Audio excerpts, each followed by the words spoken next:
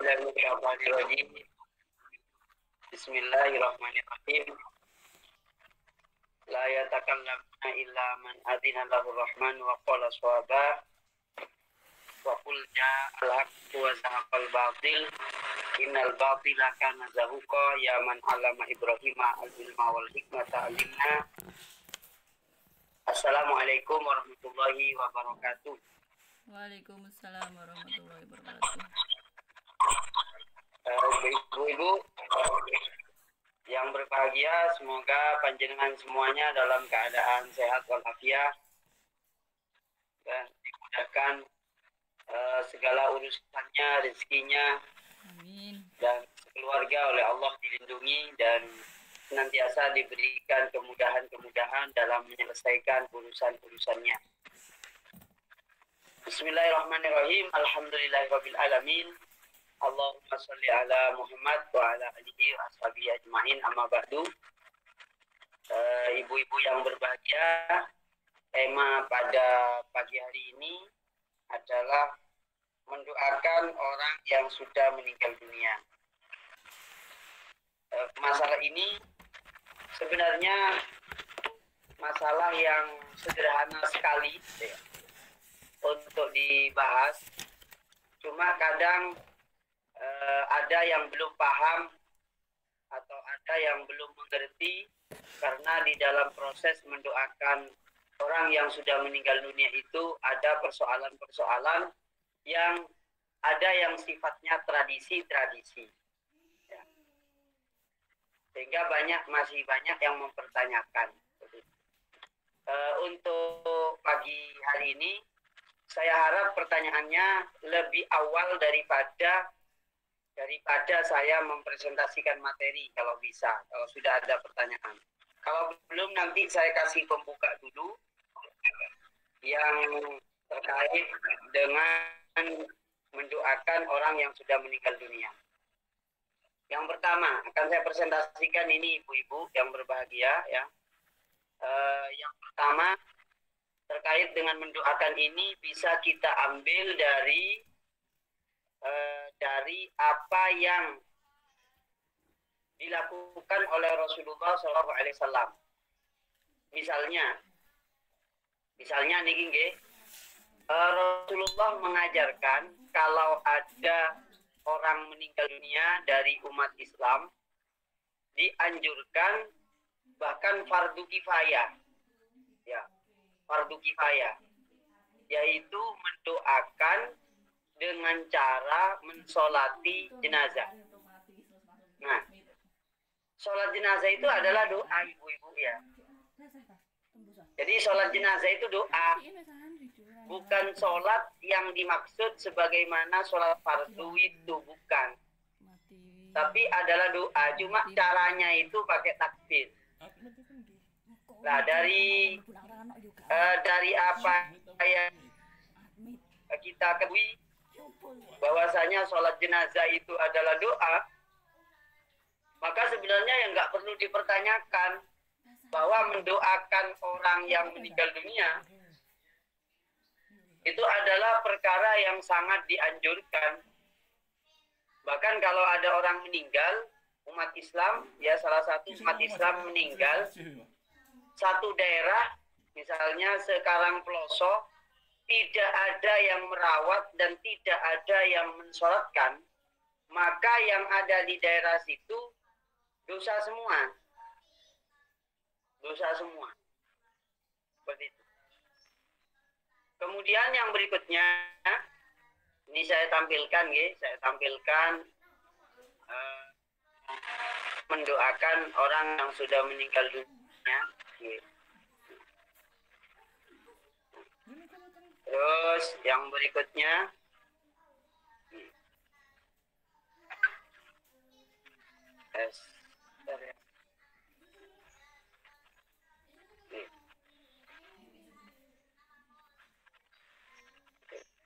sebentar.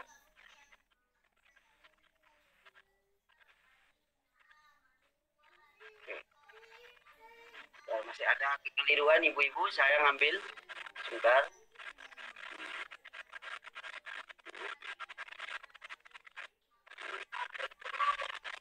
Ambil yang paling saya ikan dari materi saya. Nih. Ini ibu-ibu yang berbahagia. Saya tampilkan yang pertama. Manistaghfara lil mu'minin. Barang siapa yang membacakan istighfar untuk orang-orang yang beriman. Berarti Allahumma ghfir lil mu'minin wal mu'minat misalnya. Kulla yaumin, setiap hari, sab'an wa isyrina, 27 kali. Kana minal ladzina yustajabu lahum, maka orang yang mendoakan, orang yang beriman, maka dia tergolong orang-orang yang dikabulkan doanya dan orang yang dimudahkan mendapatkan rezeki. Ya, wa yurzaqu bihim ahlul ardi. Jadi yang mendoakan orang yang beriman, baik yang meninggal ataupun yang masih hidup, sebanyak 27 kali dalam sehari, maka dia tercatat sebagai orang yang dikabulkan doanya dan sebagai orang penduduk bumi yang dimudahkan rezekinya. Seperti itu. Hadis lain, ini di dalam kitab Al-Mustadrak lil Hakim. Kitab Mustadrak itu adalah kitab hadis kelanjutan atau generasinya Imam Muslim. Seperti itu. Bunyi hadisnya adalah barang siapa manistaghfara lil mu'minin wal mu'minat. Barang siapa yang memintakan ampun atau membacakan istighfar, Allahumma ighfir lil mu'minin wal mu'minat, maka kutiba lahu bi kulli mu'minin wa mu'minatin hasanatan. Maka kalau sekarang mendoakan orang yang beriman, laki dan perempuan, baik yang meninggal ataupun yang belum meninggal yang didoakan, maka jaminannya adalah dia mendapatkan pahala sebanyak jumlahnya orang yang beriman, baik laki dan perempuan yang didoakan. Nah, ini hadisnya umum, baik yang masih hidup ataupun yang sudah meninggal dunia masuk dalam hadis ini, katanya para ulama. Seperti itu. Kemudian yang berikutnya hadis riwayat Imam Ahmad bin Hanbal. Bahwasanya innallaha azza wa jalla, sesungguhnya Allah yang maha luhur dan maha agung, la yarfa'u ad-darajata lil abdi as-soleh fil jannah. Ya. Bahwasanya Allah akan memberikan dan mengangkat derajatnya hamba Allah yang soleh, yang beriman di dalam surganya Allah. Lalu hamba ini tidak tahu, bertanya, Rabbi annali hadhihi, saya mendapatkan derajat dan pangkat ini dari mana? Gitu. Apa jawabannya Allah? Bistighfari waladika laka. Itu karena pembacaan istighfar dari anakmu yang diperuntukkan kamu. Artinya apa? Doa yang dipanjatkan oleh orang yang masih hidup, khususnya anak kepada orang tua, anak kepada orang tuanya atau kepada saudara-saudaranya yang sudah meninggal dunia, ya, itu akan menambahkan derajat yang tinggi di akhirat.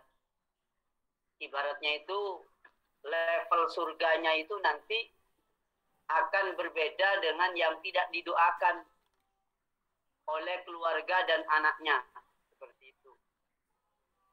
Jadi ini penting sekali disampaikan karena banyak penyelewengan pemahaman. Orang itu sampai tidak mau mendoakan orang yang sudah meninggal dunia lantaran diisukan bahwasanya mendoakan itu adalah termasuk bid'ah. Nah, ini problem. Dan sangat problem sekali. Dan itu banyak sekali dan saya dengar dan sudah saya jelaskan bahwasanya mendoakan itu adalah perintah dari Allah dan perintah dari Rasulullah. Ya, bukti yang paling konkret adalah orang yang meninggal dunia itu oleh Allah oleh Rasulullah diwajibkan fardu kifayah untuk ada sholat jenazah. Seperti itu. Kalau tidak ada yang sholat jenazah, maka orang yang berdosa itu semua orang yang ada di tempat jenazah tersebut, di daerahnya. Nah, maka dari itu ibu-ibu yang berbahagia mendoakan jenazah itu, mendoakan orang yang meninggal dunia itu adalah bagian daripada amalan yang sangat dianjurkan oleh agama. Kalau misalnya saya tanya kepada ibu-ibu saat ini, ada orang sholat jenazah. Orang sholat jenazah. Yang sholat itu adalah orang yang masih hidup. Jadi yang sholat itu orang yang masih hidup. Tapi yang dapat pahala selain yang sholat sekaligus orang yang disolatin. Nah, itu menunjukkan bahwasanya amalnya orang yang masih hidup itu punya keterkaitan dengan orang yang sudah meninggal dunia. Nah, ini nanti saya tampilkan hadis Nabi yang menceritakan bahwasanya Rasulullah itu bersabda, katanya Rasulullah, mal mayyit fil qabri, mal mayyit fil qabri, tidak ada seorang mayit di dalam kuburan, tidak ada seorang mayit di dalam kuburan, melainkan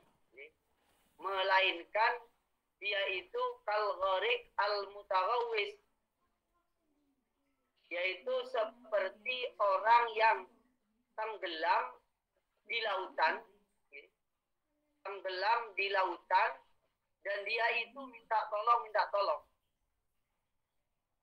Jadi orang yang meninggal dunia yang sudah ada di alam kubur itu hampir tiap hari itu selalu minta tolong. Dia minta tolong bahwasanya tolong begitu. Kal gharik, seperti orang yang tenggelam di lautan lepas, dia tidak ada di tengah laut, sehingga dia butuh pertolongan orang yang masih hidup. Lalu bagaimana? Kal gharik al mutawawwis, dia seperti orang yang tenggelam, lalu dia minta tolong.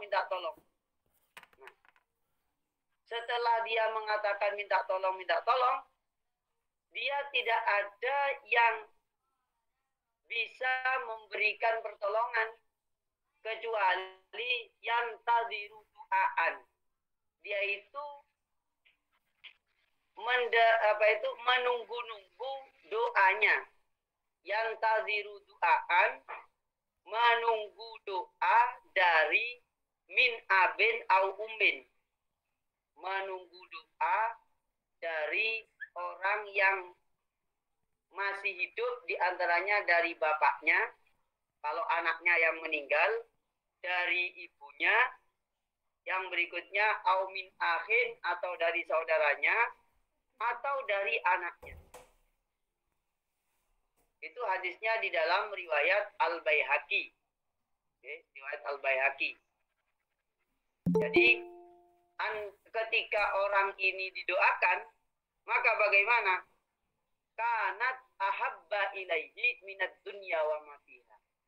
Jadi ketika kita berdoa untuk orang yang sudah meninggal dunia itu, maka doanya itu menjadi hadiah dari Allah berupa pahala, berupa makanan, kenikmatan di alam kuburnya, yang andaikan dia masih hidup di dunia, dibanding dengan pahala doa yang diberikan oleh orang yang masih hidup, itu masih lebih dunia dan isinya itu nggak ada apa-apanya. Nah itu para jamaah yang dimuliakan oleh Allah. Maka dari itu ibu-ibu yang berbahagia, terkait dengan mendoakan orang yang sudah meninggal dunia ini adalah bagian daripada kewajiban kita sebagai orang yang masih hidup untuk ikut membantu meringankan bebannya orang yang meninggal dunia itu. Seperti itu. Kemudian yang berikutnya, ini saya tampilkan hadis dari Aisyah. Ja'a rajulun ilan Nabi sallallahu alaihi wasallam, bahwa ada seseorang datang kepada Nabi, faqala, dia berkata, inna ummi iftatalat nafsaha. Sesungguhnya ibu saya kepreset, kemudian jatuh mati, ya. Dan iftatalat sesungguhnya ibu saya ini sudah meninggal dunia. Kemudian laki-laki ini bertanya, fahallaha min ajrin intasaddaqtu anha. Katanya laki-laki ini, apakah saya jika bersedekah, lalu kemudian sedekah itu saya tujukan untuk ibu saya yang sudah tiada? Apa jawabannya Nabi? Ini jawabannya. Naam, iya. Ya, kamu sedekah saja untuk ibumu dan pahalanya jadi untuk ibumu. Selain kamu juga dapat pahala. Seperti itu. Nah, ini menunjukkan bahwasanya pahalanya orang yang masih hidup itu bisa diberikan kepada orang yang sudah meninggal dunia. Seperti itu. Itu hadis yang kedua. Ya. Kemudian hadis yang pertama, hadis yang ketiga ini adalah dari Amr bin Syu'aib, bahwasanya Al-As bin Wa'il ini memerintah waktu zaman jahiliyah, memerintah untuk menyembelih 100 unta. Kemudian Hisham bin Al-As menyembelih separuh, yaitu 50. Terus Al-As, ya Al-As sekarang, Al-As ini berkata kepada Rasulullah, afa'an haru anhu. Faqala inna abaka law kana aqarra bit tauhid fasumta anhu. Nah, ini Al-As bin Wa'il ini bertanya kepada Nabi, Nabi, bagaimana kalau saya menyembelih unta 50, lalu saya hadiahkan pahalanya untuk bapak saya? Nabi menjawab, inna abaka law kana aqarra bit tauhid fasumta anhu. Sesungguhnya, andaikan bapakmu itu beragama Islam, bukan hanya nyembelih unta, tapi kamu juga boleh berpuasa. Puasanya itu diniatkan untuk orang tuamu. Seperti itu. Nah, ini ibu-ibu yang berbahagia, puasa itu kan ibadah. Yang puasa, tentu yang puasa itu yang masih hidup, ya. Masa yang sudah mati disuruh puasa, kan beda alam juga. Ya. Sudah puasa terus malahan. Ya. Puasa nasi, nggak makan nasi. Nah, katanya Nabi, andaikan dia Islam, kamu puasa untuk dia. Begitu. Nah, ini dalil bahwasanya ibadahnya orang yang masih hidup selain doa, itu adalah ibadah yang dilakukan itu diniatin untuk orang yang sudah meninggal dunia. Betul. Ini puasa ini loh, puasa loh. Diniatin untuk untuk dirinya sendiri dan untuk orang yang sudah meninggal dunia. Yang berikutnya nih, hadis yang saya loncat-loncat saja, banyak sekali yang harus dibaca itu terkait dengan ini. Ini riwayat Sahih Muslim. Okay. riwayatnya Imam Sahih Muslim. Kalau nanti ada yang kurang percaya dengan Imam Sahih Muslim, ya suruh buat hadis sendiri saja. Ini inna minal birri. Ya, saya tandain pakai tanda hijau saja. Pakai tanda hijau. Nah, ini. Kelihatan ya ibu-ibu?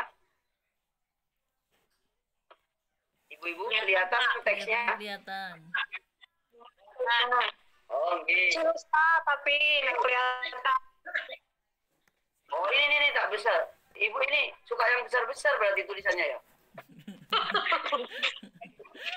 Tulisannya maksudnya lu Bu ya, ibu-ibu ini ya. Ya, Ibu-ibu. ya Ustaz. Matanya yang kurang. Ya ini. Ustaz.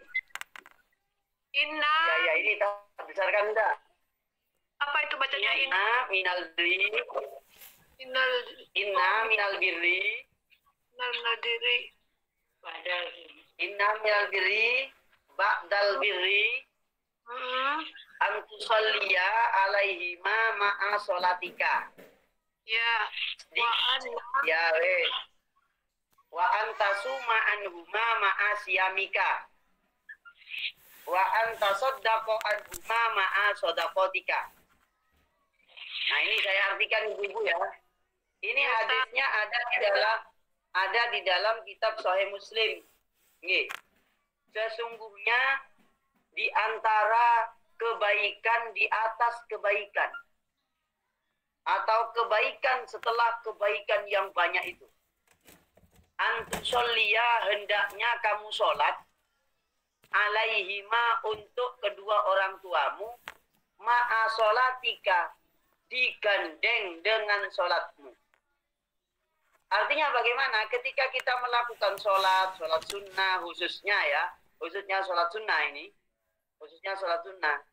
Selain untuk sholat sunnah, niat sholat itu dihadiahkan kepada kakek, nenek, buyut, saudara yang sudah meninggal dunia. Jadi maka yang meninggal dunia dapat pahalanya sholatnya ibu-ibu. Nah ini siapa yang mau menyangkal hadis ini? Nah ini hadisnya sahih. Jadi mendoakan dan sekaligus meminta kepada Allah agar sebagian pahalanya itu diberikan kepada, dan itu tidak akan mengurangi pahalanya itu. Jadi kalau ibu-ibu menghadiahkan sholat, jadi sholat ya, tapi sholatnya jangan diniati sholat hadiah.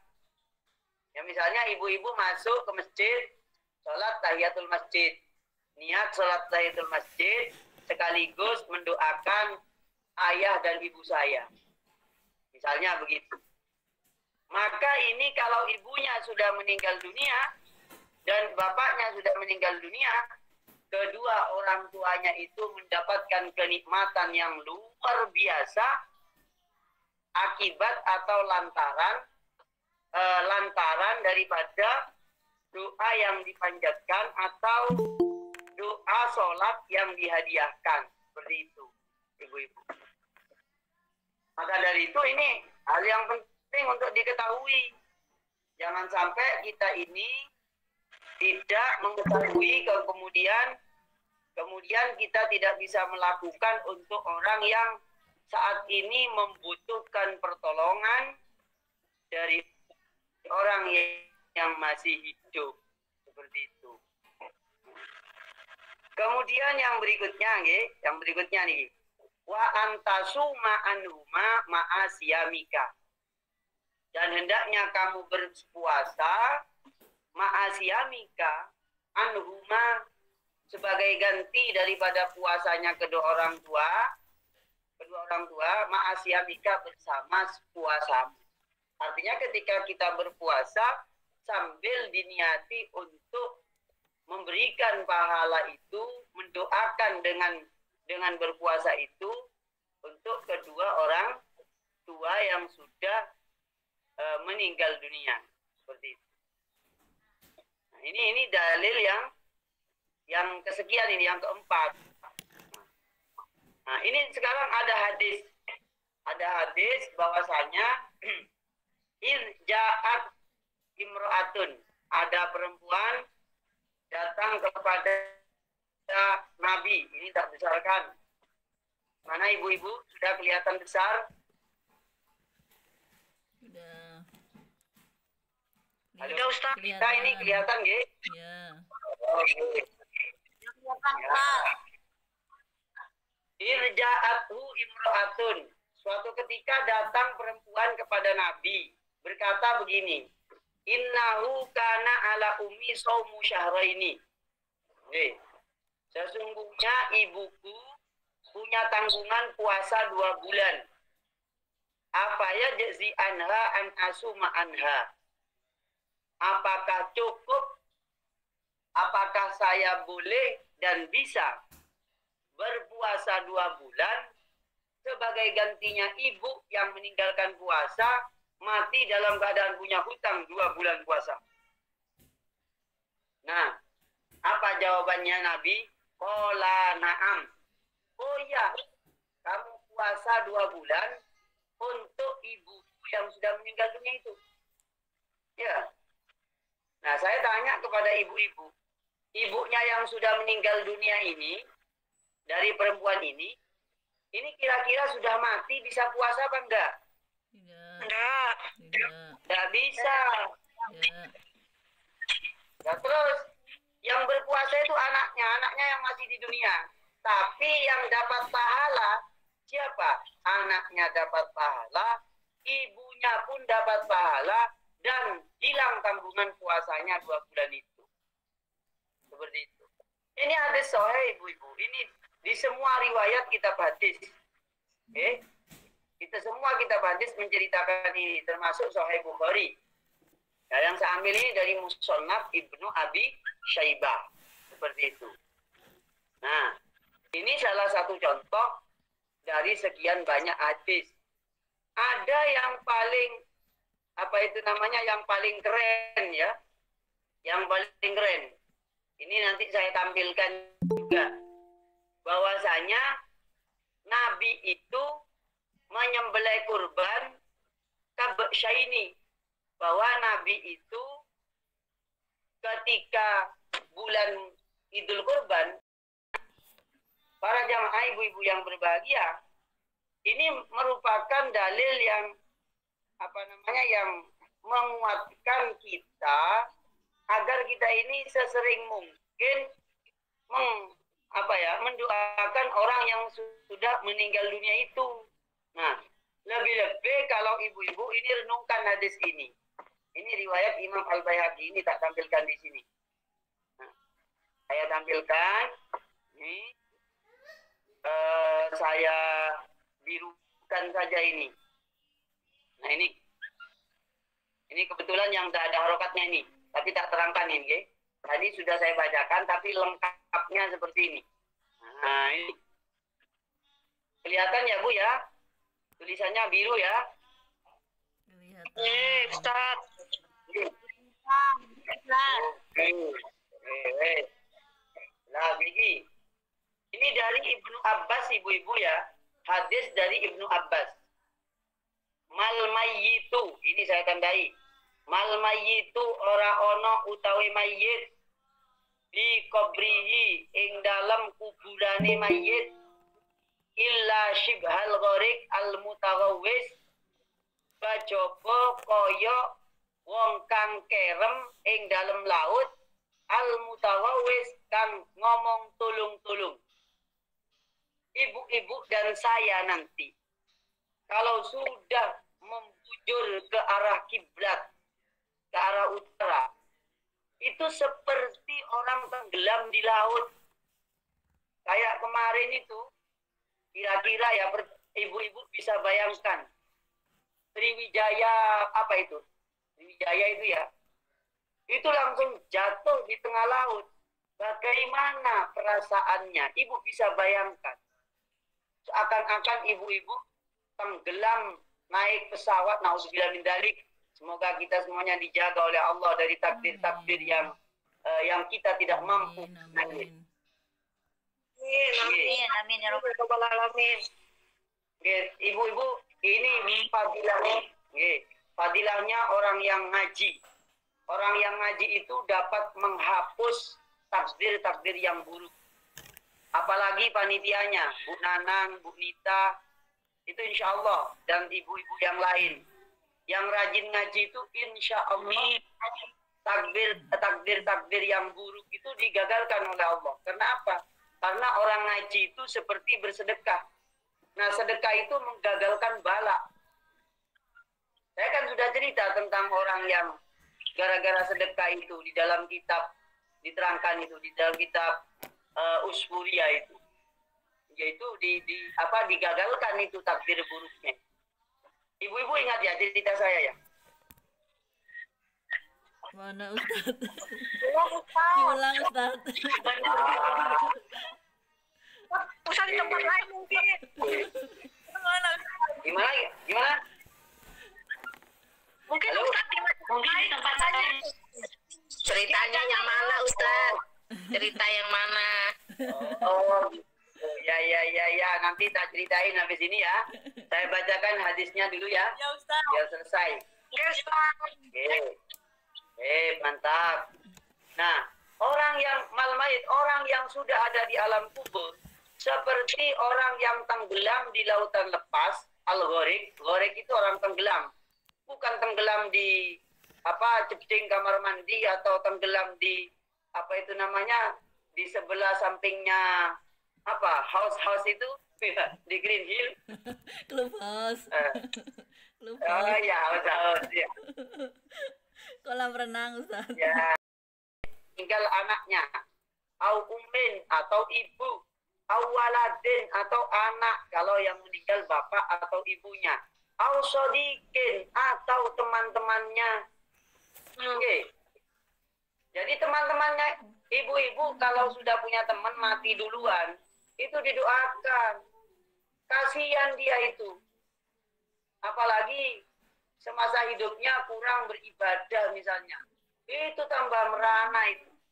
Kalau yang sudah sering ke masjid, sering ngaji, sering kumpul-kumpul pengajian, sering ada kegiatan kajian, wah, itu luar biasa di akhirat itu.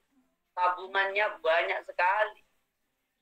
Apalagi yang menggagas, apalagi yang memberi pengajian. Iya. Amin. Amin. Oh yang mendengarkan aja mangap mingkem sudah dapat pahala besar, apalagi yang mangap mingkem di suara begitu loh ya. Ustaz. Ya Ustaz. Ya itu. Maaf. Saya ini kalau mengaji itu dimanapun tanya Bu Nanang itu. Bu Nanang yang sering ikut pengajian saya di GBA itu. Saya biasa guyonan biar apa? Ini untuk meningkatkan imunitas ibu-ibu ya. Ngaji dapat keceriaan, juga dapat pahala, dapat meneguhkan iman. Kan keren toh? Dapat meneguhkan iman. Sehat iman, sehat imun. Ya gitu. Nah, ini. Makanya ibu-ibu melihat saya kan selalu ceria dan sehat toh? Masya Allah. Ceria, sehat, kemudian kelihatan sumringah, kayak orang banyak uangnya gitu. Iya. Amin. Alhamdulillah. Betul Ustaz. Santai mawon, nggih. Santai mawon. Niki ngaji ini harus begitu. Tidak boleh ngaji itu kurang kok tambah pusing kepala itu tidak boleh. Karena Nabi itu mengajarkan basyiru wala tunaffiru. Beri kabar gembira umat Islam itu. Jangan diberi kabar-kabar yang menyusahkan, yang membuat orang itu nggak senang, gitu loh ya. Seperti itu. Nah, setelah ada orang yang mendoakan bagaimana? Fa'idza lahiqathu kana abba ilaihi minad dunya wa ma fiha. Kalau ada orang yang mendoakan, makanya kenapa saya setiap pengajian itu saya masih tutup dengan doa. Doa saya itu adalah mendoakan semua ahlil kubur. Yang Islam laki, perempuan, saudaranya ibu-ibu, saudaranya para jamaah, semuanya didoakan masuk dalam doa saya. Kenapa? Saya bisa merasakan betapa yang sudah ada di alam kubur itu, dia tidak bisa tolong-tolong, nggak bisa WA-an, nggak bisa Facebookan. Andaikan bisa WA-an masih ngomong enak pakai WA. Bro, tolong bro, cuma aku bro. Nggak bisa itu sudah. Betul ya? Nggak bisa. Itu rahasia Allah. Batasnya kita beramal baik di dunia itu sampai kita mati. Makanya mumpung masih hidup, ayo perbanyak amal. Karena semua yang di dunia kita ini akan ditinggalkan. Tidak ada yang abadi di dunia ini. Ibu-ibu nanti itu ketemu apapun di akhirat, tidak ada yang lebih indah daripada doa. Doa yang diberikan oleh orang yang masih hidup di dunia. Seperti itu. Dan amalnya sendiri tentunya. Nah, kalau sudah didoakan bagaimana? Wa innallaha la yudkhilu ala ahlil kubur min du'ai ahli dunya amsalal jibal. Ini yang saya tandain pakai merah ini nanti ya. Nah, merah ini. Sesungguhnya Allah itu akan memasukkan apa? Memasukkan pahala doanya ahli dunia, maksudnya penduduk dunia, amsalal jibal, seperti perumpamaannya gunung-gunung di seluruh dunia. Jadi gunung-gunung apa saja di dunia, maksudnya namanya itu kan ada macam-macam. Ada gunung Semeru, ada gunung Paderman, ada gunung apalah namanya. Ya. Nah itu setiap kali ada orang yang berdoa, yang masih hidup, untuk orang yang sudah meninggal dunia, itu dijadikan kenikmatan di dalam alam kuburnya orang yang didoakan, seperti layaknya orang itu mendapatkan gunung-gunung yang berupa emas. Senangnya itu, terasa itu kepada orang yang meninggal dunia. Wa inna hadiyatal ahya ilal amwat al istighfaru lahum was sadaqatu anhu. Nah, kelanjutannya di hadis ini bahwa hadiahnya orang yang masih hidup kepada orang yang sudah meninggal dunia itu adalah mendoakan, khususnya mendoakan istighfar atau doa-doa yang lain. Gitu loh. Doa-doa yang lain dan bersedekah untuk mereka. Seperti itu, ibu-ibu. Nah, ini bukan persoalan sederhana, ibu-ibu. Kalau ada orang mengatakan bahwa hadiahnya orang yang sudah meninggal, yang masih hidup untuk orang yang meninggal dunia itu belum nyampe dan tidak bisa sampai, tanyakan bukti kembalinya itu, Bu. Ya. Kan tidak ada yang kembali. Yang pertama, yang kedua, suruh mati duluan, nanti kita hadiahkan. Gitu ya. Nanti suruh ngabarin gitu loh dari kuburannya. Kalau bisa. Nah, jadi itu seperti itu. Kemudian yang berikutnya. Ini ibu-ibu ya. Yang terkait dengan menghadiahkan ini. Ini penting nih. Nah, ini tentang Rasulullah. Yaitu riwayat. Ini di dalam Sahih Bukhari, ibu-ibu. Di dalam Sahih Bukhari. Saya bacakan. Bismillahirrahmanirrahim. Katanya Aisyah. Aisyah ini istrinya Rasulullah. Istrinya Rasulullah. Satu-satunya istri Rasulullah yang masih gadis. Yaitu Aisyah. Semua istri Rasulullah itu janda. Tapi janda-jandanya istri Rasulullah itu orang hebat-hebat semua. Nah ini Aisyah ini berkata begini. Di dalam Sahih Bukhari hadis ke nomor 3907. Oke. Ini Maghirtu. Aku tidak cemburu ala ahadin min nisa'in nabi kepada seorang pun dari istri-istri Nabi. Nabi itu istrinya ada 11, diceraikan 2, tinggal 9. Seperti itu. Bercerai 2. Lalu tinggal 9. Maghirtu ala Khadijah. Aku tidak pernah cemburu kepada istri-istrinya Nabi. Sebagaimana cemburunya aku kepada Khadijah. Khadijah ini ibu-ibu cantik, hebat, pinter, pengusaha. Karena beliau ini pengusaha, Khadijah ini pengusaha. Dan Rasulullah pernah menjadi apa itu namanya? Menjadi karyawannya, mitra kerjanya. Terus wa ma ra'aitaha walakin kana Nabi sallallahu alaihi wasallam yuksiru dzikraha. Wa ma ra'aituha walakin kana Nabi yuksiru dzikraha. Saya tidak pernah melihat seperti apa sosok Khadijah itu. Gitu loh. Jadi Aisyah ini belum pernah tahu Khadijah seperti apa. Gitu loh. Tapi karena Nabi yuksiru dzikraha. Tapi Nabi itu sering nyebut-nyebut Khadijah. Ya. Di WA-nya itu banyak Khadijah. Kira-kira begitu ya. Kira-kira kalau sekarang ya namanya banyak Khadijah gitu ya. Di HP-nya ada status Khadijah. Di IG-nya ada status Khadijah gitu ya. Selalu Khadijah. Khadijah. Akhirnya ya Aisyah kan seorang istri, seorang perempuan, ya wajar ada cemburu gitu. Jadi ini rahasianya ibu-ibu sebenarnya, bahwa perempuan itu adalah pencemburu juga dimanapun. Ya ada sebagian yang tidak pencemburu, gitu, biasa-biasa gitu loh. Warubama dzabaha syata summa yaqta'uha aqda'a summa yab'athuha fi sadaiki Khadijah. Saking cintanya, Nabi itu sering nyembelih kambing.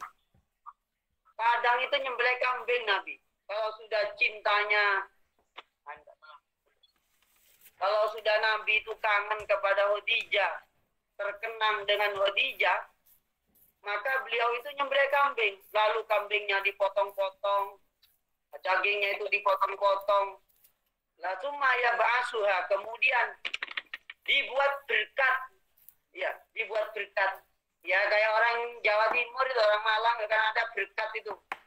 Dibuat berkat, diberikan ke teman-temannya Khadijah. Seperti itu. Jadi Nabi itu begitu kepada Khadijah. Nah ini ibu-ibu bisa niru juga ini ya. Ya jadi misalnya nyembelih kambing gitu untuk keluarganya siapa, lalu dipotong-potong kepalanya sama pahanya diantarkan ke rumah saya gitu, nggak apa-apa itu, nggak apa-apa. Ya Ustaz. Iya Ustaz.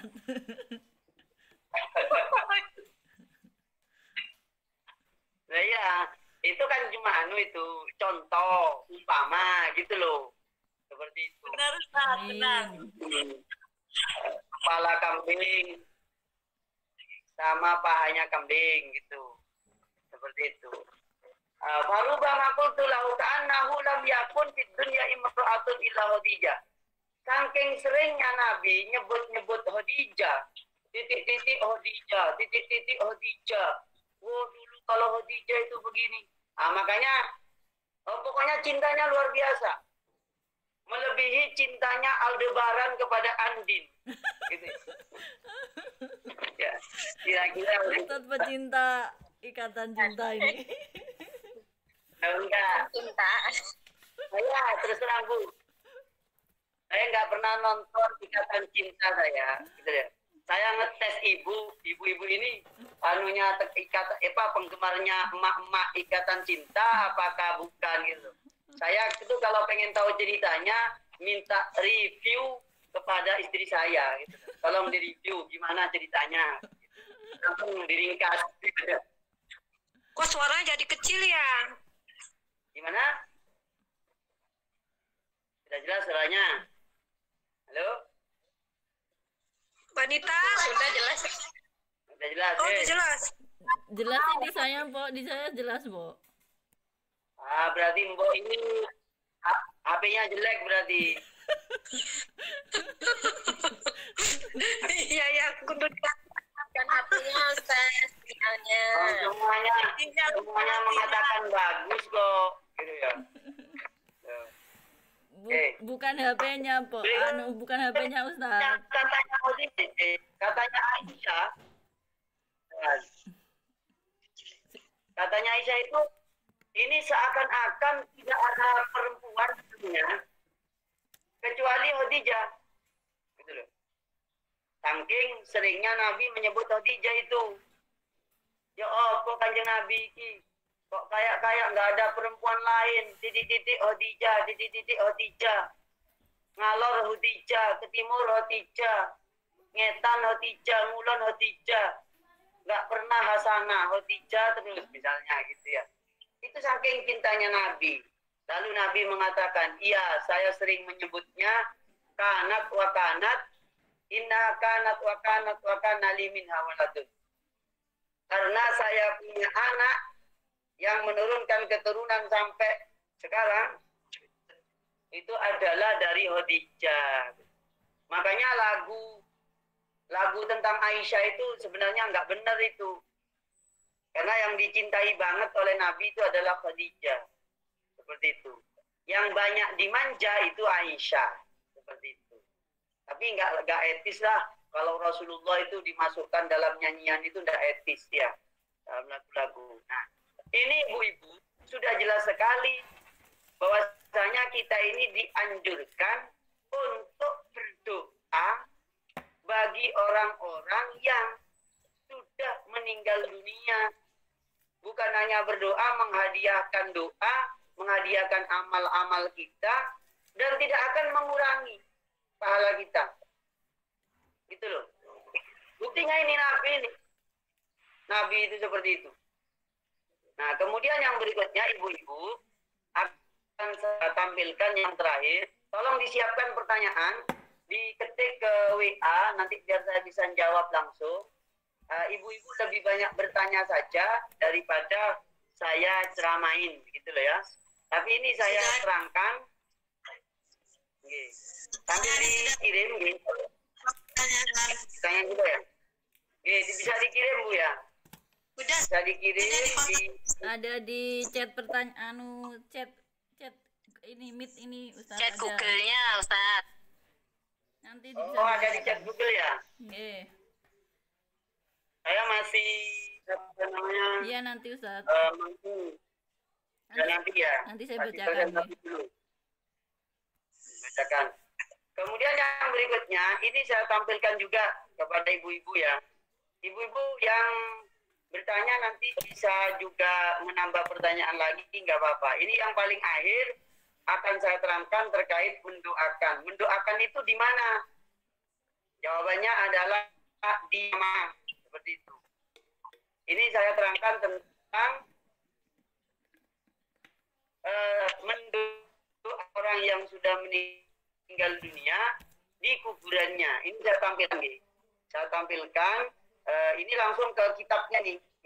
Kalau nanti ibu-ibu masih ragu, ada pemahaman yang itu namanya yang tidak sama, ini ibu-ibu bisa lapor ke saya. Saya terangkan nanti. Ini saya terangkan artinya ibu ya. Ini kitabnya dari kitab Al-Fiqhul Islami wa Adillatu. Saya terangkan saja, tapi ibu bisa sambil lihat, biar ibu-ibu dapat pahalanya membaca walaupun belum bisa membaca. Ya. Nggak bisa. Jadi diterangkan di dalam kitab ini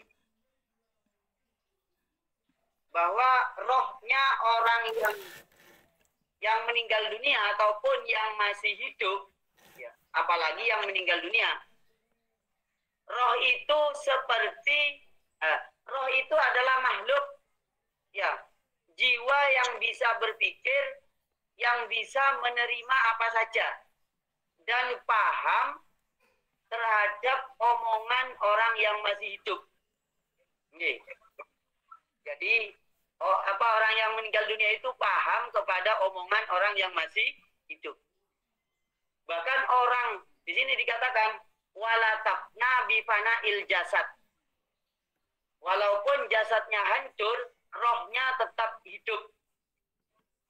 Tapi tidak bisa dilihat oleh mata kepala kita.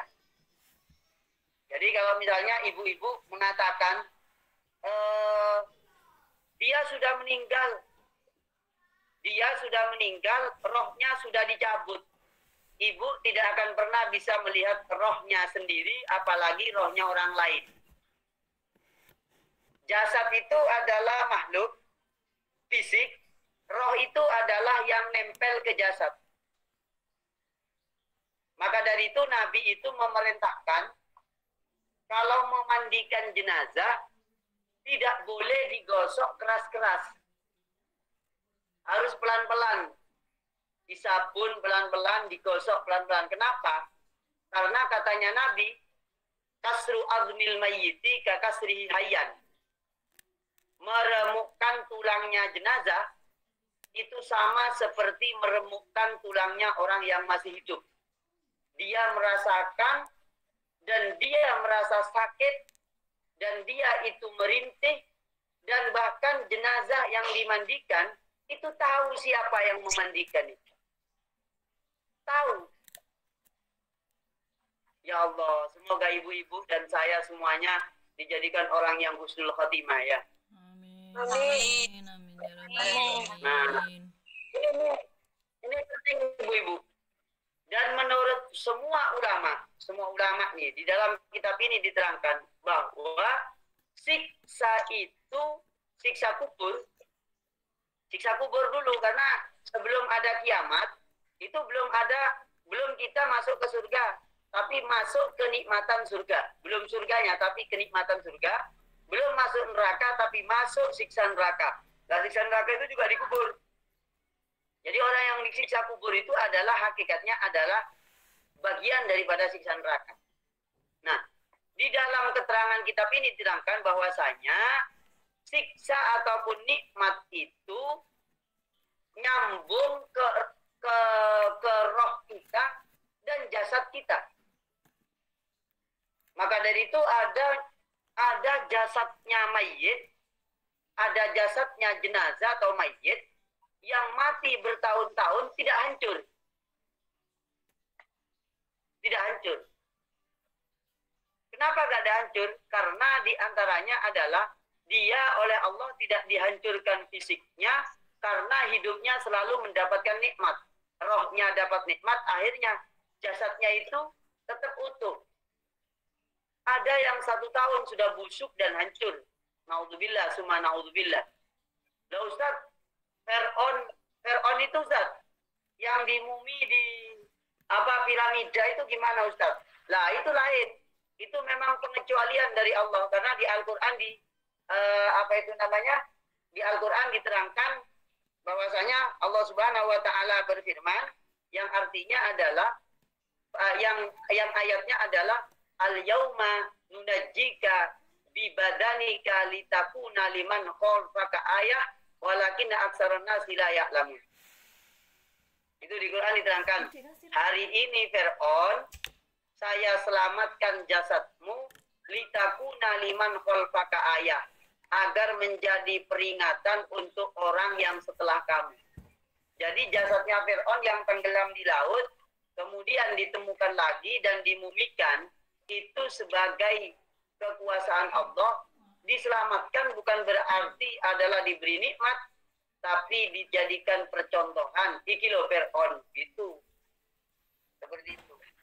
Nah, di sini ada beberapa dalil yang perlu saya sampaikan ya.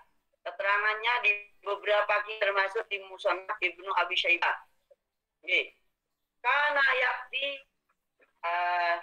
Kana ya'ti kubur syuhada bi Uhudin ala ra'si kulli haulin. Bahwa Nabi itu setiap akhir tahun, di setiap penghujung tahun, beliau itu ziarah ke makamnya para syuhada di Uhud. Orang-orang mati syahid, para pejuang yang ada di Gunung Uhud, itu oleh Nabi didatangi setiap akhir tahun. Seperti itu. Fayaqulu assalamu alaikum bima sabartum. Fanikma uqbaddar. Itu yang dibaca oleh Nabi. Assalamualaikum ya al kubur bima sabartum fa uqbaddar. Semoga kalian mendapatkan pahalanya, kalian bersabar dan sebaik-baiknya rumah, yaitu rumah akhirat. Itu Nabi. Dan Nabi itu sering berziarah ke Baqi. Yang sudah sering umroh pasti tahu Baqi, kuburan Baqi atau makam Baqi. Kalau sudah ke makam Baqi, Nabi itu berkata, Assalamualaikum dara qaumin wa inna insyaallah bikum lahikun as'alullah li wa lakumul afiyah. Aku memohon doa kepada Allah untukku dan untuk kalian semuanya. Nah, ini ibu-ibu katanya para ulama ini hadis yang menerangkan bahwasanya kita dianjurkan datang ke makam untuk berdoa, mendoakan orang yang sudah meninggal dunia, seperti itu. Nah, ini banyak sekali dalil-dalilnya ini yang harus saya sampaikan.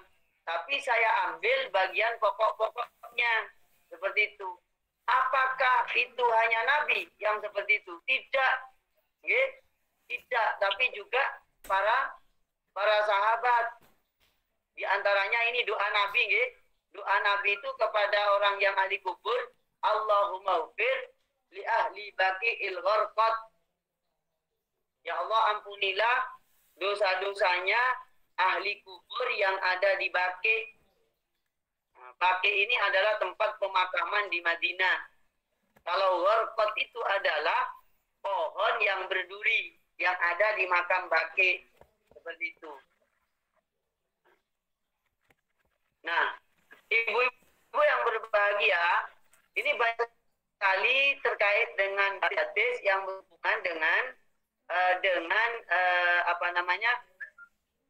dengan anjuran untuk berziarah, mendoakan orang yang sudah meninggal dunia. Kemudian yang berikutnya, ini saya terangkan bahwasanya Rasulullah SAW ini pernah suatu ketika lewat di di kubur, di salah satu kuburan. Ini saya tuliskan ini ya, saya munculkan hadisnya. Kemudian ada 2 hadis di sini, saya tampilkan semuanya. Nah, ini saya tampilkan. Ini penting ini sebagai hadis penutup. Pakai sebenarnya siapa? Oh, sudah ada. Oh, ya sudah. Nah, ini. Maaf ya, ada iklan sebentar gitu ya. Ada iklan ini saya tampilkan. Nah, ini ibu-ibu. Ini penting ini. Penting sekali ini. Sangat penting. Nah. Nih. Di dalam hadis ini diterangkan bahwasanya inna ahlal kubur yu'adzabuna fi kuburihim. Ya. Bahwasanya penduduk kubur itu akan senantiasa, ini ada ceritanya itu begini. Ceritanya nih Gigi, tak buat lengkap saja ceritanya biar tidak terpotong-potong. Ya. Jadi bahwasanya ada 2 orang datang, ya. Ada 2 orang tua datang kepada Kanjeng Nabi. Lalu bertanya ini. Dia orang Yahudi, ya. Dia orang Yahudi bercerita kepada Nabi, ya. Bercerita kepada Nabi. Inna ahlal kubur yu'adzabuna fi kuburi qala sodakta. Ya betul, kamu sudah betul. Innahum yu'adzabuna azaban tasma'uhul bahaim kulluha. Fama ra'aituhu salatan illa ta'awwadha min adzabil qabri wad'al jaridata 'alal qabri. Wad'ul jarida al qabri. Oke, sampai di wad'ul jarida al qabri. Jadi singkatnya begini. Ada 2 orang perempuan dari kalangan Yahudi itu datang kepada Nabi. Nabi, ini ada orang ahli kubur itu semuanya ada yang disiksa, nggih? Oh iya, ada disiksa. Kamu sudah benar. Dan siksaannya itu disiksa yang hanya bisa didengar oleh hewan-hewan. Jadi hewan-hewan itu bisa mendengar siksaannya orang yang ada di dalam kubur.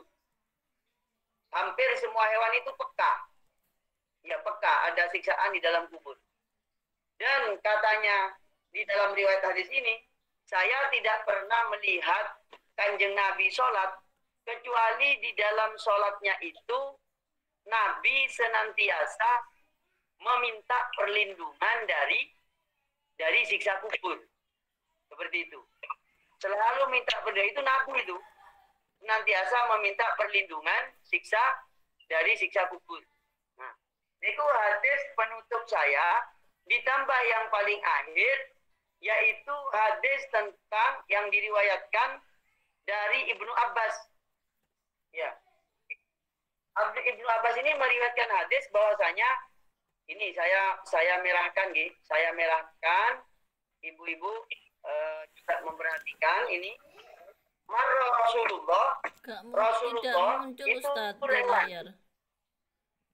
Nggak muncul, Ustaz. Oh, dari tadi tidak muncul ya? Enggak, barusan yang ini tadi, 2 hadis yang ini tadi. Yang Bentar. Saya ulang lagi nih. Hadis yang terakhir tadi, Ustaz. Oke.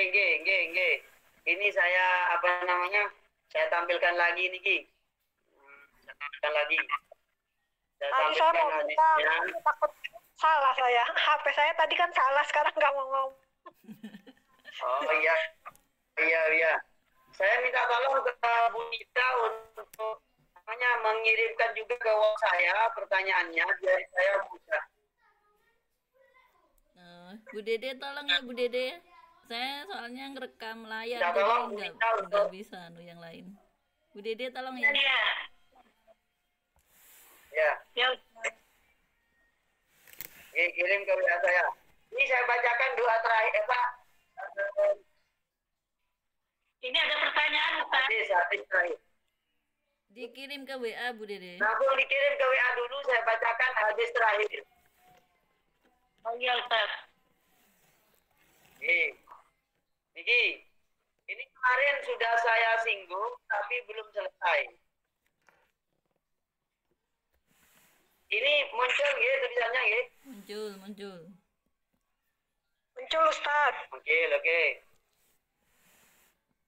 Merah, Marah hitam. Rasulullah, katanya Ibnu Abbas, Rasulullah pernah lewat bihaitin min hitoni Makkah awil Madinah. Lewat di daerah Mekah dan di daerah Madinah. Lalu fasami asauta insana ini yu'addabani fi kuburihima. Ternyata di perjalanan ini Nabi bertemu dengan dua kuburan. Maksudnya 2 kuburannya orang meninggal. Ya nggak ada kuburannya orang hidup. Maksudnya itu ada 2 kuburan, 2 orang yang dikuburkan maksudnya. Ada 2 kuburannya. Lalu mendengar suaranya orang yang di dalam kubur ini nangis menjerit-jerit. Kesakitan. Nah, terus Rasulullah itu berkata, faqala yu'adzabani wa ma yu'adzabani fi kabirin. 2 kuburan ini disiksa bukan karena dosa besar. Yaitu dosanya dosa kecil, disiksa juga di alam kubur. Tsumma qala bala kana ahaduhuma la yastatiru min qawlihi, bahwasanya salah satu di antara 2 orang yang di kuburan ini adalah orang yang disiksa lantaran dia tidak ketika kencing tidak betul-betul suci. Jadi mungkin maaf loh ya, saya apakah pernah menjelaskan ke ibu-ibu, apakah belum? Kayaknya saya sudah pernah mempraktekkan tentang ini.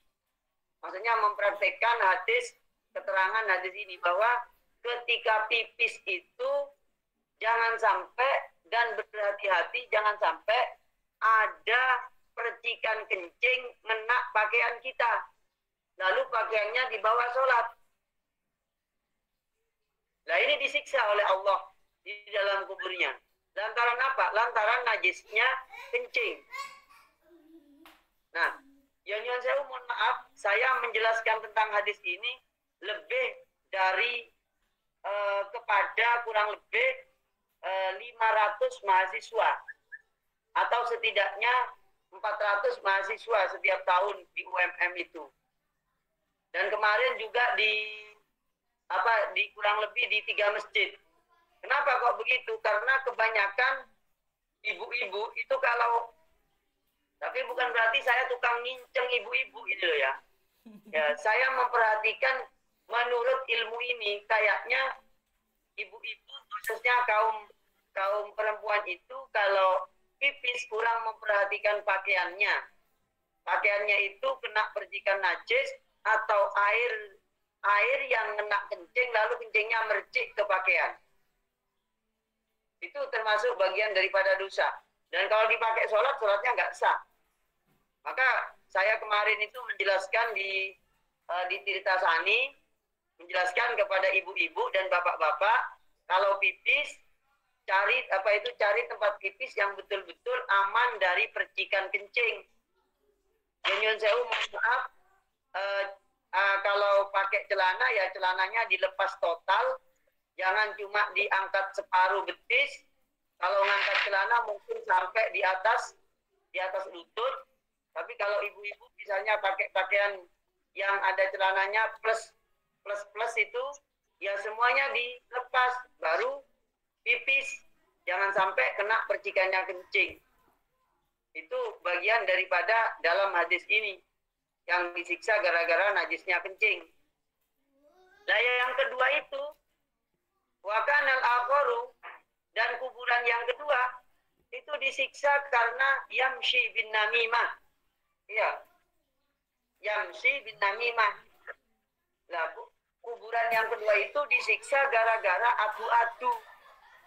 Adu-adu itu adalah mindah omongan ke orang lain. Katanya anu itu lo anu ya. Iya, masa? Aduh, anu itu memang anu ya. Iya, anunya itu loh. Nah, itu adu-adu namanya. Sekarang zamannya WA itu ternyata menjadi tempat pahala kalau dibuat pengajian. Tapi kalau dijadikan rasan-rasan atau adu-adu masuk dalam hadis ini. Makanya ibu-ibu sekiranya kita semuanya belum tahu fakta yang sesungguhnya, tidak nge-share sesuatu yang kita tidak tahu. Ini saya tadi menegur salah satu grup ustadz, saya tegur. Karena apa?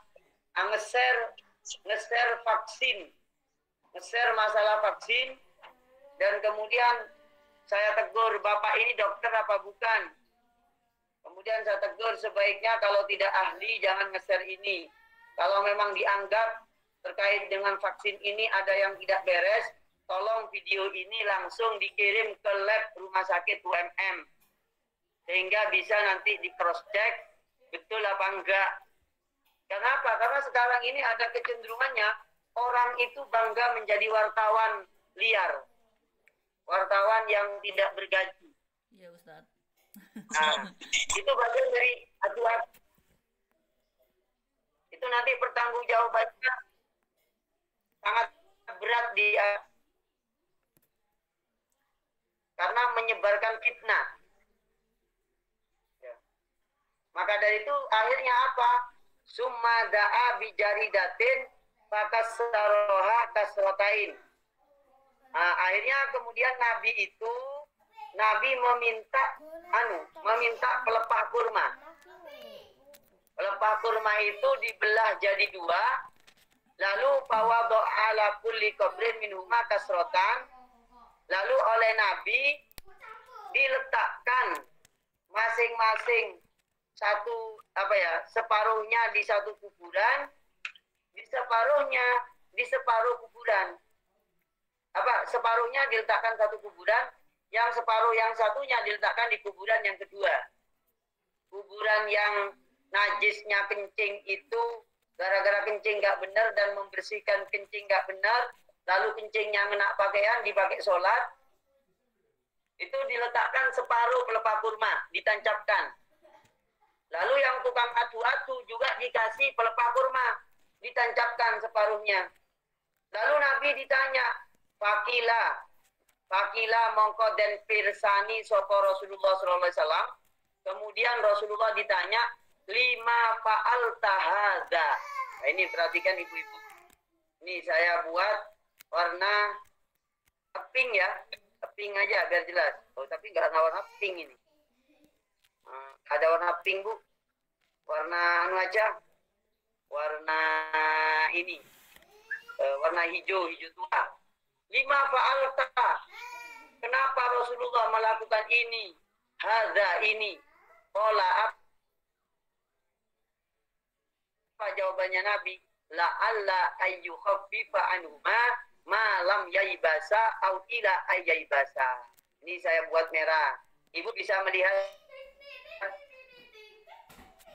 kursor laptop Bisa, saya ya? Ustaz. Ya, Ustaz. Nah, ini keterangannya hadis Nabi. Ketika ditanya, Nabi, kenapa kok panjenengan ini meletakkan khafifan malam taibasa au ila ayyam taibasa. Malam taibasa au ila antaibasa. Saya berharap memohon kepada Allah agar kurma pelepah kurma ini bisa memintakan ampun kepada Allah selama kedua belah pelepah kurma ini, kedua pelepah kurma yang saya belah jadi dua ini selama belum kering atau sampai sebelum kering. Nah, ternyata ibu-ibu, tanaman-tanaman bunga, tanaman-tanaman pohon yang ada di atas kuburan itu membaca tasbih, membaca istighfar, meringankan bebannya orang yang ada di kuburan. Maka dari itu kalau di Jawa orang ziarah kubur membawa bunga-bunga, mesti bunganya itu bunga yang masih seger. Nggak ada bunga yang dari plastik itu, nggak ada, gitu loh ya.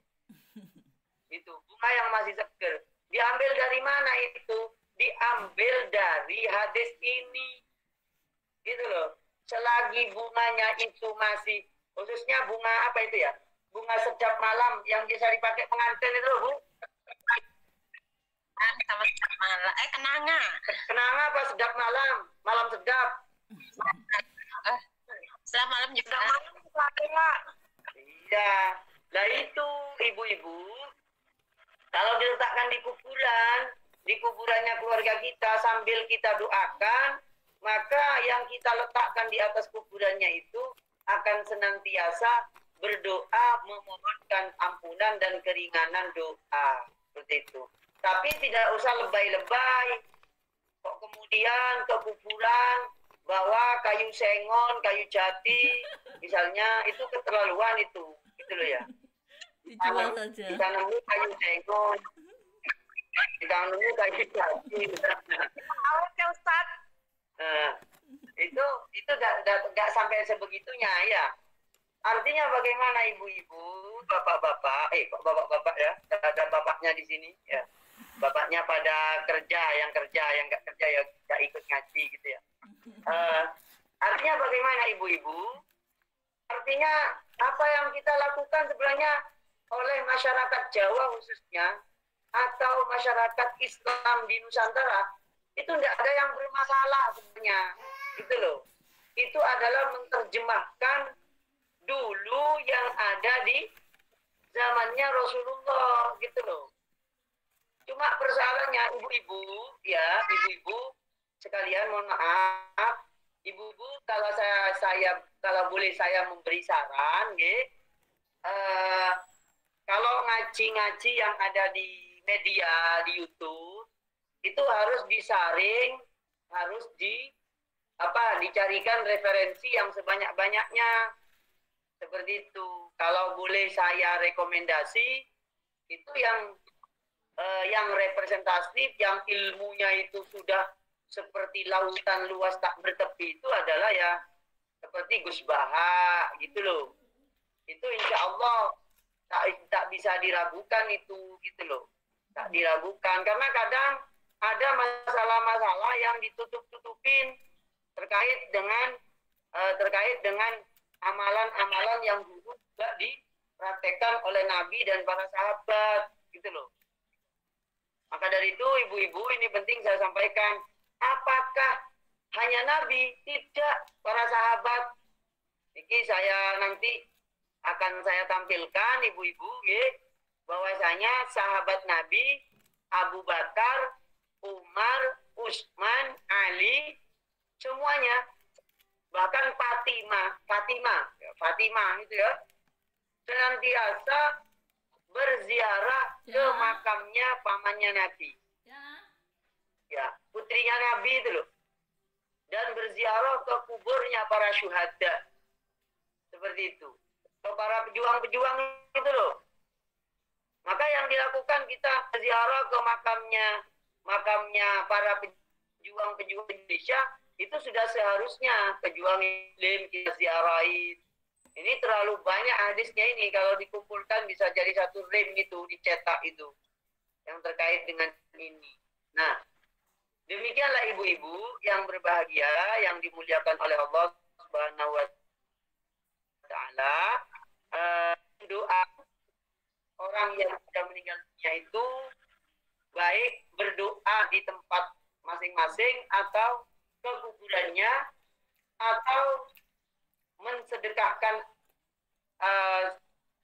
uang atau harta benda atau makanan, atau ketika beribadah sekaligus baca Quran, sholat, puasa, sekaligus niat untuk dihadiahkan dan diberikan pahalanya untuk orang yang sudah meninggal dunia, itu terjadi dan itu boleh, bahkan dianjurkan.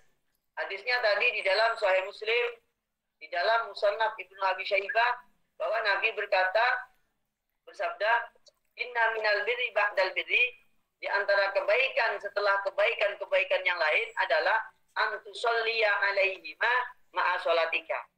Kamu sholat untuk kedua orang tuamu bersamaan ketika kamu sholat.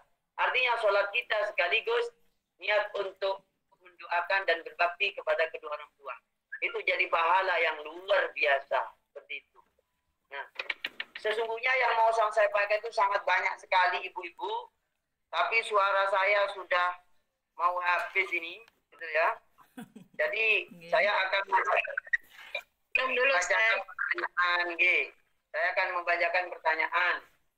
Dan saya jawab. Yang Bu Nanang nanti kalau ada pertanyaan lagi bisa dikirim. Apakah niat sholat boleh dua niat? Ya.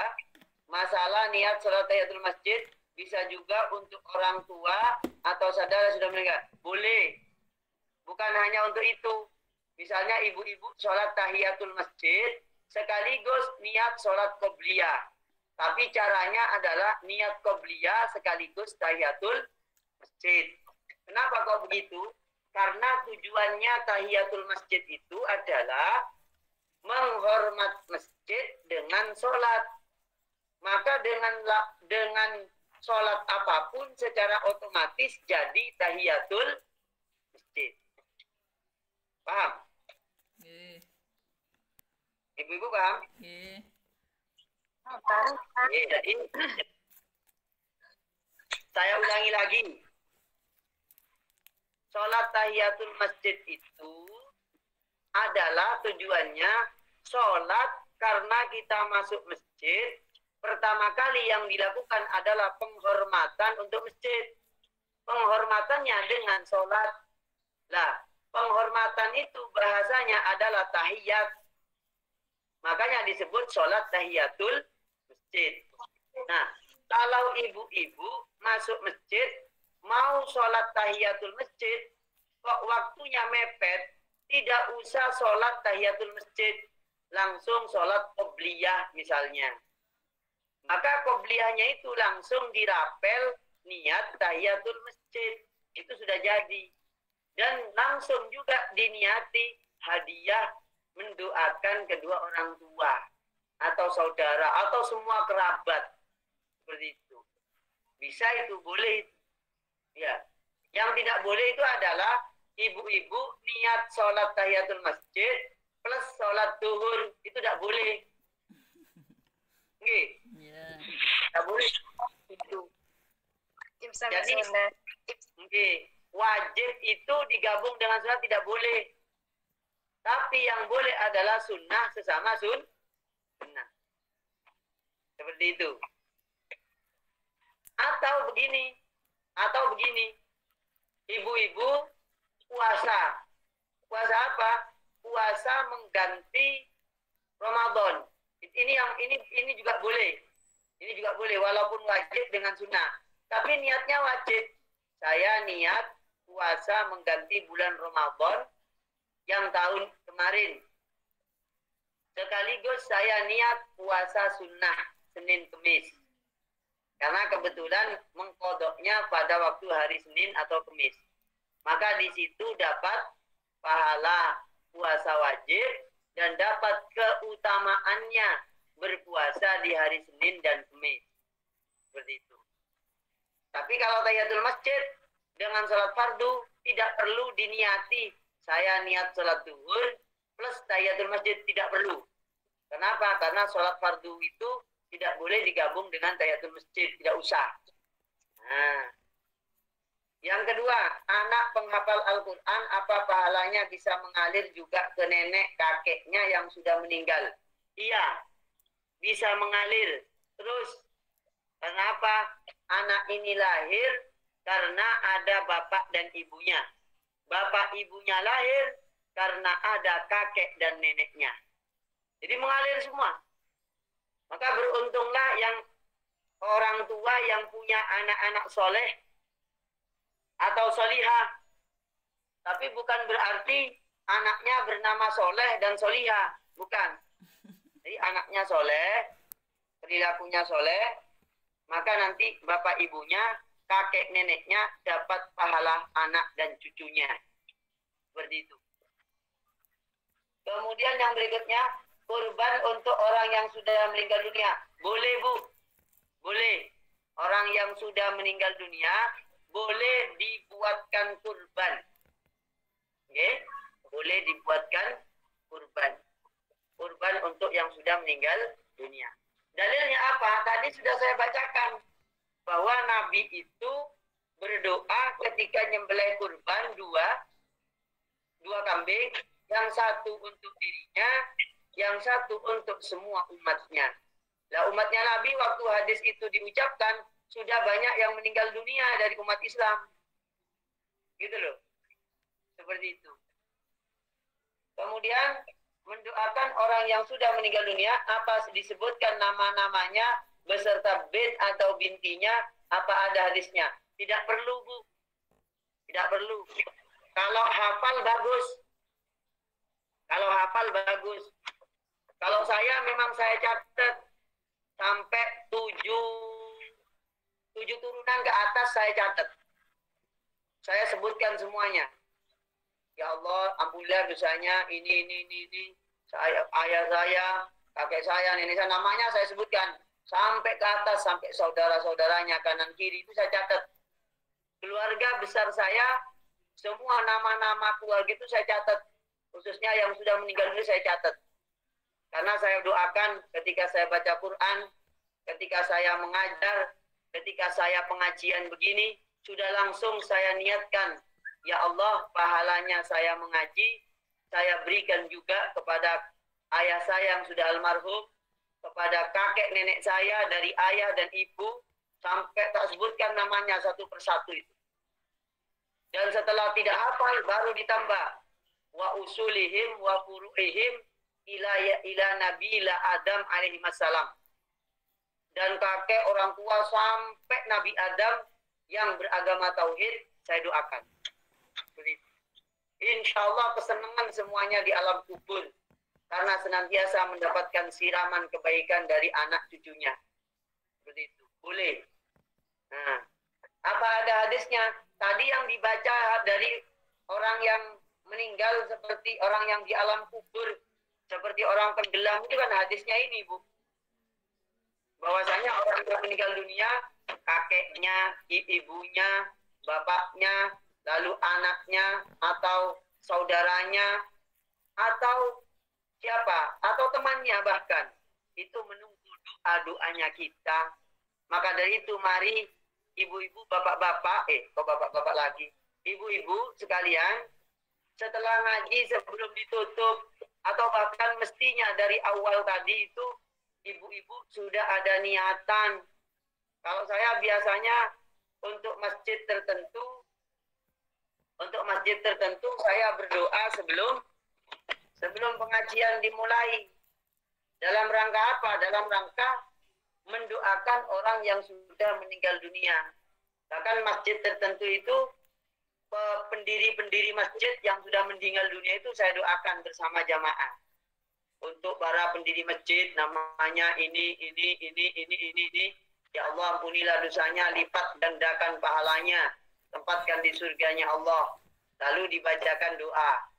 Seperti itu. Kalau saya, karena di sini tidak meminta ke saya, ya tidak saya lakukan. Yang saya lakukan cuma bagian akhir. Bagian akhir saya berdoa untuk para ibu, jamaah, sekeluarga, lalu termasuk keluarganya yang masih hidup, keluarganya yang meninggal dunia, dan berikutnya yang sakit disembuhkan, dan seterusnya itu didoakan. Doa saya yang saya baca doa terakhir itu permohonan ampun untuk diri sendiri, kedua orang tua, kakek nenek, kemudian buyut, sampai Nabi Adam. Berikutnya minta keselamatan untuk keluarga, sehat walafiat, panjang umur, barokah, kemudian dimudahkan dari segala kesulitannya. Itu doa saya yang terakhir seperti itu. Kenapa? Karena ini waktu mustajabah. Ya. Jangan lagi lo ya, kamu masak air loh, nggak ada orang. Ya. Empok. Airnya sudah ada di sini, kan? Maaf Ustaz.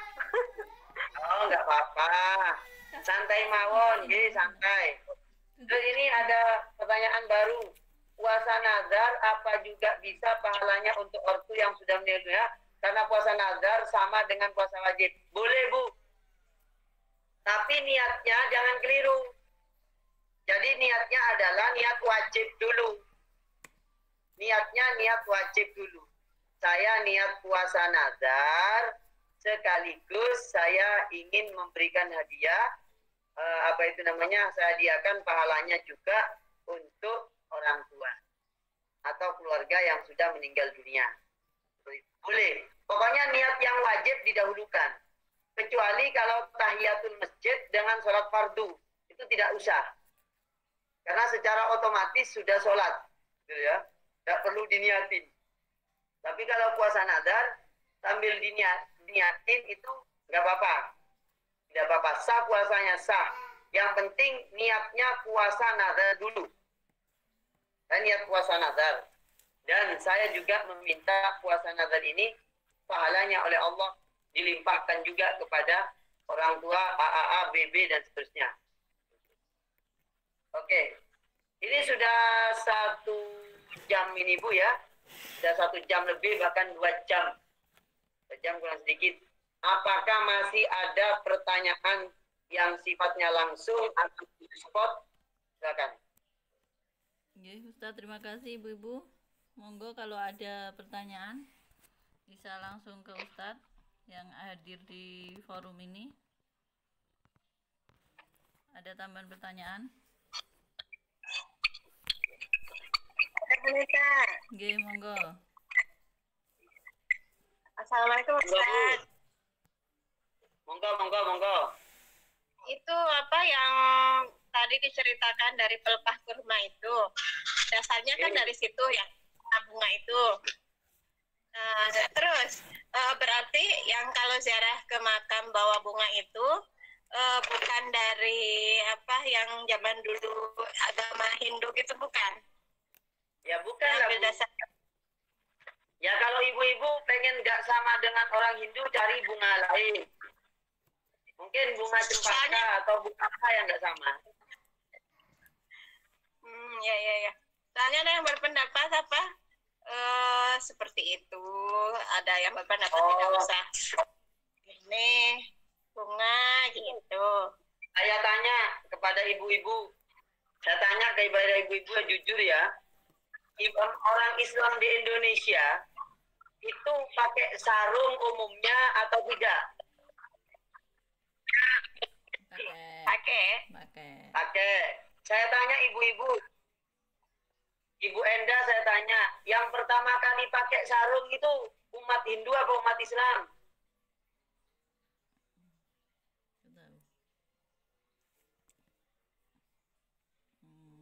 Nggak tahu, nggak tahu Ustaz.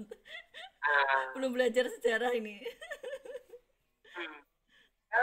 Kalau menurut saya, kalau melihat orang di Bali atau umat Hindu itu mereka juga pakai sarung. Dan yang namanya orang Hindu jauh lebih awal dari umat Islam. Nah, satu Bu, dua. Nah, saya pakai kopiah ini. Nabi pernah pakai kopiah begini apa enggak? Enggak. Yang model ini? Enggak. Enggak ada. Yang pakai kopiah kayak begini ini adalah orang-orang Hindu di India. Seperti itu. Itu yang kedua. Yang ketiga, lebih dulu mana orang Cina dengan orang Islam pakai baju koko? Itu yang jelas lebih awal orang Cina pakai baju koko daripada umat Islam. Kenapa kok begitu? Baju koko itu dikenalnya adalah di masyarakat Cina. Apakah kok kemudian pakai baju koko itu sama seperti agama Cina? Ya enggak lah. Itu hanya kebetulan sama. Itu aja. Hanya kebetulan sama. Kebetulan saja. Dan itu banyak yang kebetulan itu. Bahkan kalau ibu-ibu mau jujur, termasuk ibu siapa yang nanya tadi itu, kalau mau jujur, orang yang pakai jubah itu sebenarnya juga itu menyerupai orang jahiliyah juga. Karena orang-orang jahiliyah dulu juga pakai jubah ketika nyembah berhala. Jadi orang-orang yang nyembah berhala itu pakaiannya juga pakaian jubah. Lalu dahulu mana orang jahiliyah dengan orang Islam pakai jubah? Ya lebih dahulu orang jahiliyah. Seperti itu. Nah kalau cuma hanya sekedar karena ada kesamaan, ya bukan berarti kesamaan itu membuat kita terlarang. Nanti yang terlarang itu banyak. Ibu-ibu tidak boleh naik sepeda motor. Kenapa? Karena yang membuat sepeda motor itu orang Jepang yang tidak beragama Islam. Nanti ibu-ibu juga tidak boleh pakai apa? Pakai celana jin bapaknya. Kenapa? Celana jin itu mereknya Kardinal. Tidak diproduksi oleh Islam. Akhirnya sholat tidak boleh pakai celana jin. Karena apa? Karena menyerupai orang di luar Islam. Nah, repot nanti. Jadi itu bukan alasan Bu ya. Bukan alasan kemudian tidak boleh membawa bunga. Ya. Kalau memang ingin tidak sama bunganya ya silahkan. Cari bunga yang tidak sama persis. Seperti itu. Saya kira demikian apa jawabannya Bu. Oke. Ya Ustaz, terima kasih. Ya, terima kasih. Yang lainnya ada pertanyaan? Ada lagi? Oke, monggo. Siapa tadi? Ada yang pertanyaan lagi? Nah, kalau sudah tidak ada berarti Oke, tidak ada Ustadz. Mungkin tutup tidak dengan ada doa. ini. Oke. Ibu-ibu yang berbahagia, semoga ibu-ibu diberikan kesehatan sekeluarga. Marilah kita tutup bersama dengan berdoa. Ibu-ibu yang mengamini, saya yang membacakan doanya dengan harapan apa yang kita lakukan ini diberkahi oleh Allah. Hidup kita juga dimudahkan, diberikan husnul khotimah dan hidayahnya ya. Amin. Allahumma shalli ala Muhammad wa ala alihi ajma'in walhamdulillahi rabbil alamin. Allahumma ighfir lana wa liwalidina wa ajdadina wa jaddatina warhamhum kama rabbawna shighara wa masyayikhina wa muallimina wa asatidina wa dhawil huquqil wajibati alaina wal muslimin wal muslimat wal mu'minin wal mu'minat wa khususan man la zaira la wa la zakira la wa umal jami' rahmati wa ridwan wa askinna wa bati alinan. Allahumma jibur ikisana wa khtim bis salati a'malana. Ya Allah, Allahumma yassir umurana wa yassir arzaqana wa qdi hajatina wa hasil maqasidana maqasidad dunya wal akhirah. Allahumma ja'alna wa jama'atina wa auladana wa dzurriyyatina wa talamidana wa atba'ana min ahli ilmi nafi' wal mubarak wa ahli khair wa ahli taqwa wal istiqamah wa sa'adah fid dunya wal akhirah. Allahumma inna na'udzubika min jahdil bala wa daraki syaqa wa su'il qada wa syamatatil a'da. Rabbana atina fid dunya hasanah wa fil akhirati hasanah wa qina adzabannar. Wa sallallahu ala nabiyyina Muhammad wa ala alihi washabbihi ajma'in. Subhana rabbika rabbil izzati amma yasifun, salamun ala al mursalin walhamdulillahi rabbil alamin. Mohon maaf ibu yang berbahagia atas kekurangan ataupun ketidaksempurnaan di dalam penyampaian materi ini. Sepertinya materi yang sudah sampaikan terkait dengan doa ini sudah berakhir. Sebenarnya masih banyak sekali yang harus disampaikan, tapi waktu sangat terbatas dan itu tidak baik kalau dilanjutkan, bisa kita lebih kecapean nanti dan kurang maksimal. Semoga nanti pertemuan berikutnya juga bisa lebih bagus lagi. Insya Allah saya akan membahas tentang masalah tarawih. Ya, tarawih yang sesuai, tarawih yang dianjurkan menurut agama dan secara keilmuan, baik dari sisi hukum dan sejarahnya atau tradisinya nanti akan dibahas di dalam buku saya. Ibu-ibu silakan berlomba-lomba membaca buku yang sudah saya titipkan ke Bu Nanang. Harga aslinya itu sebenarnya ada 70.000 atau 60.000, 60.000. Kemudian sudah saya kasihkan diskonnya karena saya minta pada manajemennya yang menerbitkan itu untuk diberikan kemudahan seperti itu. Itu ganti cetaknya ibu-ibu, bukan harganya. Jadi nanti agar lebih maksimal, ibu-ibu dan jamaah nanti kepada jamaah duha ini juga menyebarkan ilmu mumpung belum Ramadan. Karena Ramadan itu bukan jadi masalah juga. Menjadi masalah kenapa? Kadang itu yang orang biasa tarawih, yang biasa tarawih 11 enggan tarawih di yang 23 dengan witir. Yang 23 dengan witir juga enggan tarawih di 11. Gitu loh. Sampai kenapa? Karena dianggap yang paling benar yang 23. Katanya yang 23. Yang 11 yang mengatakan paling benar ya 11 gitu loh. Akhirnya sama-sama otot-ototan. Nah, yang sebenarnya itu bagaimana?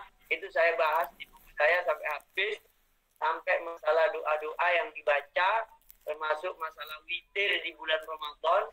Karena kadang ada orang yang ingin witir 2 kali di bulan Ramadan, habis isya witir, lalu bangun malam ingin witir lagi. Itu gimana caranya? Kenapa witir itu artinya genap? Lalu witir itu artinya ganjil. Kalau ganjil ketemu ganjil, akhirnya genap. Nah ini bagaimana caranya? Seperti itu. Saya kira demikian ibu-ibu. Sekali lagi mohon maaf, marilah kita tutup dengan kafaratul majlis. Bismillahirrahmanirrahim. Subhanakallahumma wa bihamdika la ilaha illa anta astaghfiruka wa atubu ilaik. Assalamualaikum warahmatullahi wabarakatuh. Waalaikumsalam warahmatullahi wabarakatuh. Ya Ustaz, terima kasih atas materi yang diberikan pada hari ini. Semoga menambah wawasan dan ilmu ibu-ibu, bisa menambah rasa toleransi kita juga karena ilmu yang semakin bertambah, akhirnya kan pemahaman kita juga bertambah bahwa yang berbeda itu bukannya salah, kita jangan menjustis itu salah seperti itu. Itu aja. Insya Allah kita bertemu di kajian pekan depan. Untuk online atau offline nanti menunggu perkembangan PSBB bagaimana. Itu terima kasih Ustadz atas kehadirannya, juga ibu-ibu semua, semoga membawa keberkahan bagi kita semua. Wabillahi taufiq wal hidayah. Wassalamualaikum warahmatullahi wabarakatuh. Waalaikumsalam.